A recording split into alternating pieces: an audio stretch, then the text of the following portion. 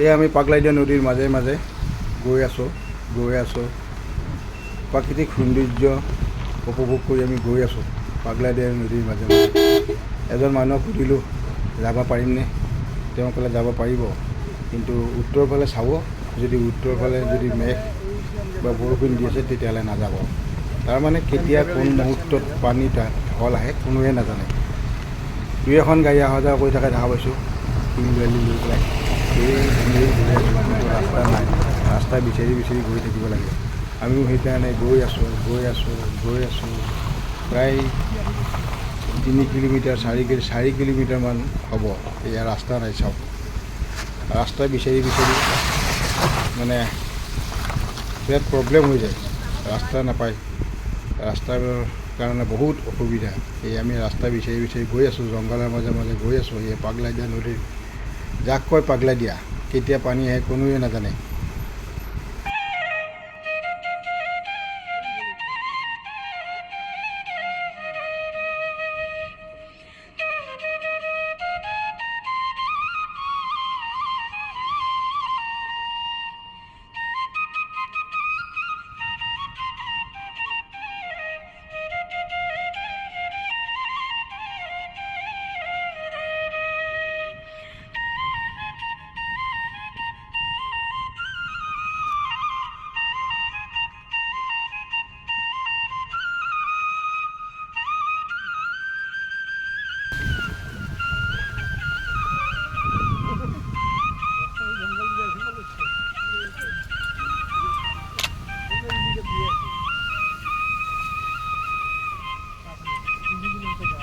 আমি পাগলাইদিয়া নদী পাৰ হ'লোঁ, এটা ৰাস্তাত উঠিলোঁ। ৰাস্তাখিনি সুন্দৰ ধাননি পথাৰৰ কিনাৰে আমি গৈ আছোঁ এতিয়া এইফালেদি। এতিয়া পাওঁ এই যে ৰাস্তাৰ কিনাৰে আপোনালোকে দেখিছে, এয়া বগা প্লাষ্টিক দি থোৱা যে এই প্লাষ্টিক আঁৰি থৈছে যে এইবিলাক আচলতে কি জানে, এইবিলাক আচলতে কাৰেণ্ট দিয়া আছে। হাতীয়ে ধান খায়, এই কাৰেণ্ট দিয়া আছে তাতে এই প্লাষ্টিকবিলাকত।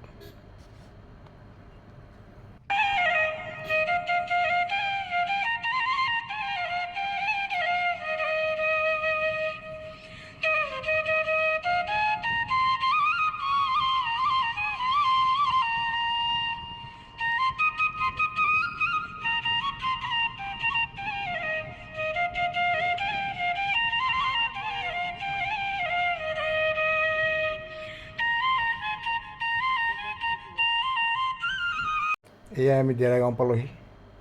এয়া ডেৰাগাঁৱৰ এয়া পাহাৰৰ ওপৰৰ তললৈ নামিছোঁ। এয়া ধীৰে ডেৰাগাঁও পাইছোঁগৈ আৰু এইটো ৰাস্তা আমি গৈ আছোঁ, পামগৈ বাৰু। এতিয়া পাত আপোনালোকক দেখুৱাম।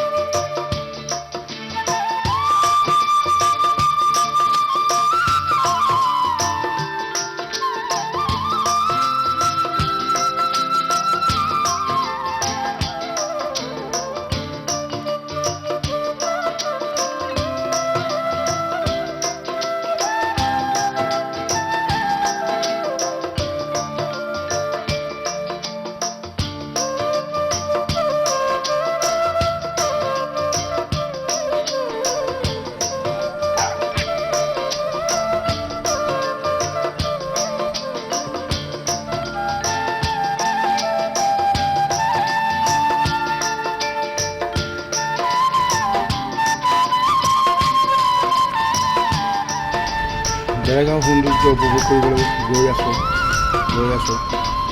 গৈ আছোঁ চাওঁ মানুহে সেয়া গা ধুই থকা দেখা পাইছোঁ। প্ৰাকৃতিক সৌন্দৰ্য অপূৰ্ব মনোৰম দৃশ্য এয়া মানুহে গা ধুই থকা দেখা পাইছোঁ। চাবলৈ বহুত দিনৰ আশা আছিল, কিন্তু আচল জেগাটো নাপালোঁগৈ। ইয়াৰ পিছত এদিন সেই আচল জেগাটোলৈ যাম দিয়া। ইয়াৰে ডেৰগাঁৱৰ এয়া হিমালয় আৰু মানে ভূটান আৰু এয়া আছাম বৰ্ডাৰ এয়া চাওকচোন। এয়া মানুহে গা ধুই আছে। এয়া প্ৰাকৃতিক সৌন্দৰ্য কিমান মনোৰম দৃশ্য এয়া একদম খুবেই সুন্দৰ। সঁচাকৈ বহুত ভাল লাগে ইয়াত আহি কেতিয়াবা। কিন্তু পিকনিকৰ সময়ত আহিলেতো আৰু ভাল লাগিব। এয়া একদম পানী ক'ৰ পৰা আহিছে কোনোৱে নাজানে। এয়া ধুনীয়া লাগে একদম সঁচাকৈ মনোৰম দৃশ্য। চাৰিওফালে পাথৰ, পানী, কুলকুলীয়া পানী আহি আছে।